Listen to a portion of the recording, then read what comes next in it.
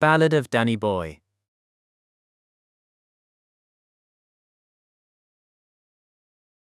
You know, folks, Danny Boy wasn't always the respectable Irish legend you now know from song. He was born in County Cork in the 1860s, a time when the British Army patrolled the countryside like they owned the place, and the locals pretended not to notice. But they noticed. Danny's mother, God rest her, died bringing him into the world. And his father, Angus O'Donnell, well, he didn't last much longer. He was a fiddler.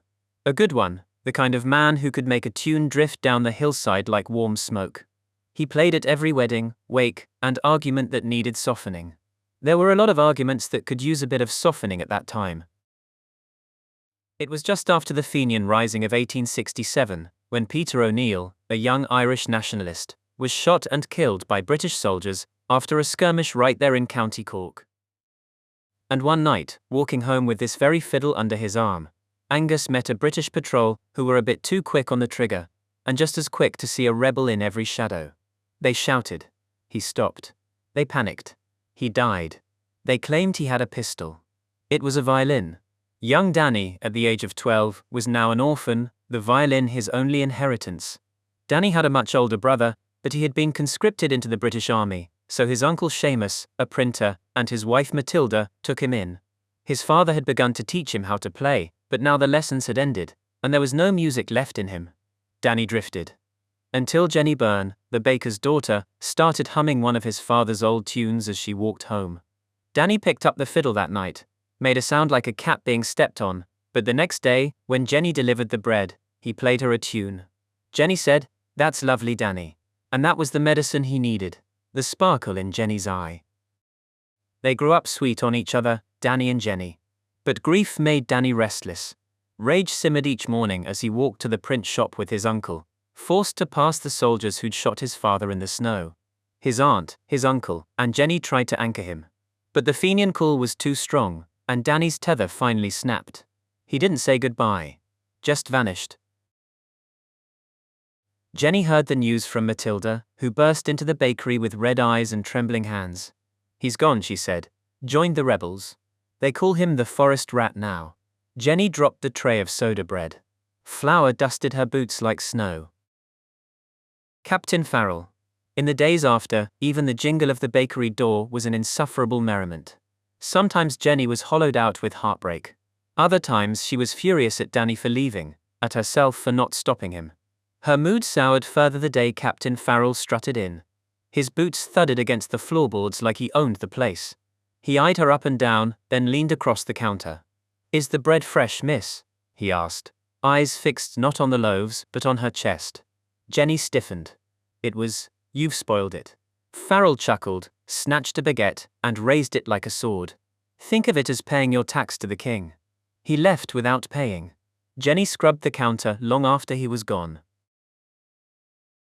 The glorified tax collector made his visits a daily ritual. Sometimes he brought other officers, all swagger and spit-polished arrogance. They gossiped like laundry maids, lacking the self-awareness to lower their voices. Jennie listened. "The forest rat's been stirring trouble in the Kerry Mountains," one said, biting into a tart. "That scoundrel nearly got caught in Kilkenny," another added. Brothel of all places. Jennie's hands froze on the dough. Danny. Her Danny. The candle of hope she'd kept flickering blew out. In its place came a cold draught of hurt and anger. The forest rat. Indeed, Danny was the forest rat. He crouched in the drizzle along the side of the narrow mountain pass, shivering in his damp coat. He thought of tea and pudding by his uncle's hearth, of Jennie, laughing as he played his fiddle. But Cork was a day ride away, more by the treacherous mountain paths that he travelled. The last moment of warmth he had briefly enjoyed was at the Velvet Curtain, a week prior. He could have kicked himself for not noticing the eyes that must have watched him slip through the brothel's back door. The British soldiers who drank there had loose lips with their loose company. Maeve, one of Danny's most reliable informants, was relaying what a loose-lipped customer, one Captain Farrell, had let slip. He would be taking the tax money over the Kerry Mountains the following week. "You always ask me questions but never remove your mask, or anything else for that matter. I'm beginning to think you don't find me attractive. You're a rare beauty, Maeve, but I." Just then soldiers' boots thundered up the back stairs. "Ah, Jesus, Mary and Joseph," he muttered, tossed Maeve a bag of coins, and put a finger to his lips, miming a shush with a wink. Then he flung open the window. Rather than leap into the trap below, he scaled the roof, scrambled across the tiles, and scurried down the vines on the far side. The soldiers' horses were tethered there. He mounted the finest, an Irish draught, and grabbed the reins of the others. "No sense in being followed," he whispered. He released them one by one, sending hoof prints in different directions to confuse anyone following. Danny had just the one as he came upon his own grey mare. The two horses trotted side by side to the river stream, in which his trail couldn't be followed, but the draught wouldn't leave. The beast had taken a fancy to Danny's grey mare. Within a week, the two were inseparable. The draught even followed Danny's whistles and tongue clicks like his mare. The frosty wind blew down through the Kerry mountain pass, but the memory brought a smile to Danny's cold lips. The sound of hooves and carriage wheels on the wet mountain road pulled him back to the task at hand. It's a clever thing. Back in Cork, Uncle Seamus kept busy to distract himself from his ever-present worries over his nephew's safety. 2 weeks ago, the village priest had come to him with a worn hymnal in hand, asking if Seamus could print a new edition for the church. But musical engraving was a rare skill, and even if someone in the village could do it, the church could never afford the cost. The priest left disappointed, and Seamus spent the week brooding over the problem, turning it around in his mind the way a millstone turns grain. One day while locking the shop for lunch, he heard the church clock strike 12. The chimes rolled across the square, 12 tones, 12 numbers, 12 notes. In that moment, inspiration struck him like a spark in dry tinder. He rushed back inside and spent the entire day at his press, setting and resetting type until his fingers were black with ink. By the next morning, he had something new, something bold, something that might change everything. He brought his idea to the priest. "The clock gave it to me," Seamus said. 12 numbers on the face, 12 notes in the scale. A full loop around the clock for a quarter note. 6 for an eighth.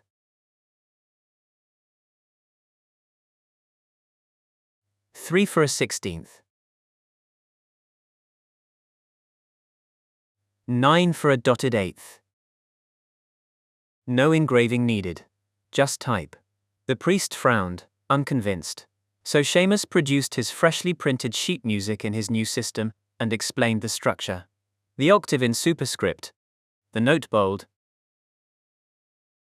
The taps and ticks counting the rhythm like the ticks of a clock. Commas mark the measures. Octave only at the start of the measure and changes. I call them tick tabs. Seamus beamed. The priest did not find the name as clever as he had hoped. Nor did he approve of the system. "I'll think on it," he said, which Seamus recognized as a polite dismissal. That night, Seamus trudged home, shoulders heavy. His wife noticed immediately. "What's wrong, love?" He laid out the printed music and explained everything, the idea, the rejection, the hope that had fizzled. She listened with patient warmth, then she gathered the pages and went to her piano. "Show me," she said. He showed her the staff of music with his matching tick tabs below. "This underline," he said, tapping the page, "is where your foot should land. That's your pulse." He played a few bars, steady and clear.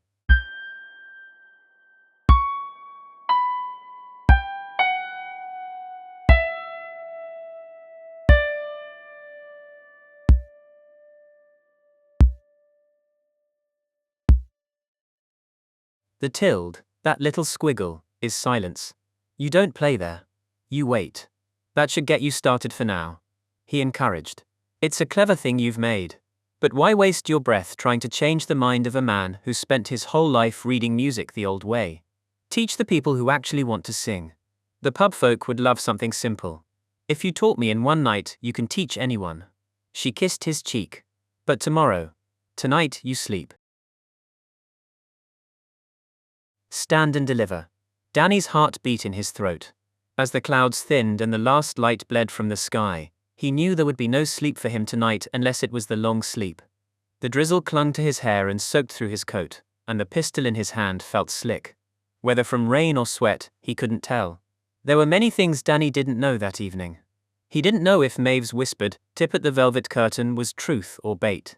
He didn't know that Jennie believed him to be untrue. He didn't know that a century later, strangers in far-off pubs would raise their glasses and sing about this night, never guessing the parts the song left out.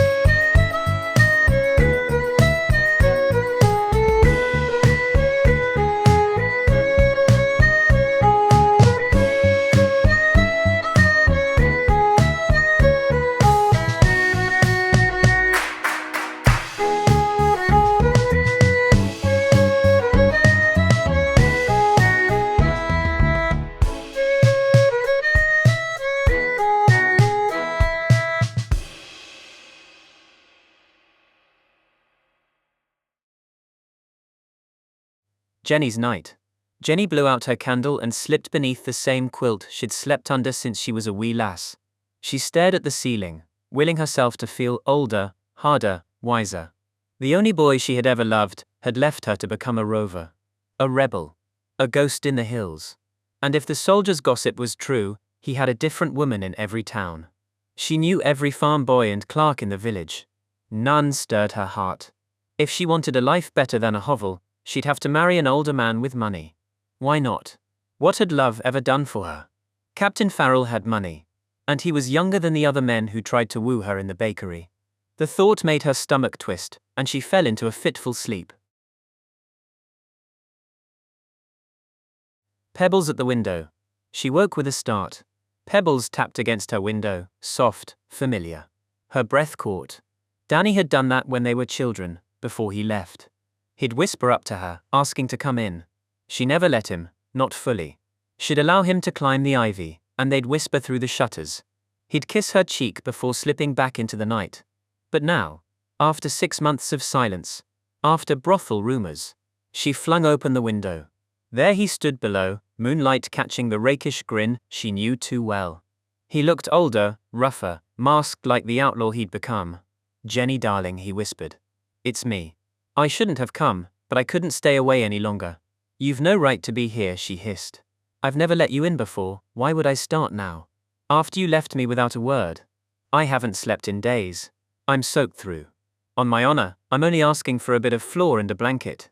She grabbed her candle holder, ready to throw it. "Jennie, please," he said, voice cracking. "I'm sorry I left the way I did. I've so much to tell you." Her arm faltered. Against her better judgment, she wanted to hear it. "You may come up," she said tightly, "but only long enough to tell me why you left." Danny tethered the draft to a post and climbed the ivy as he had in their youth. The forest rat, unmasked. Dripping on her floorboards, Danny looked more like a drowned rat than the infamous forest rat. He shivered violently. Jennie tried to stay angry, but her heart betrayed her. "Sit," she whispered, pointing to the chair. "And be quiet. If you wake my parents, I'll toss you back out the window myself." He removed his pistol, rapier, and mask, then slumped into the chair. While Jennie fetched a blanket and her father's dry laundry, exhaustion overtook him. 3 sleepless days caught him at last. When she returned, he was out cold. She whispered, shaking him. "Danny, wake up.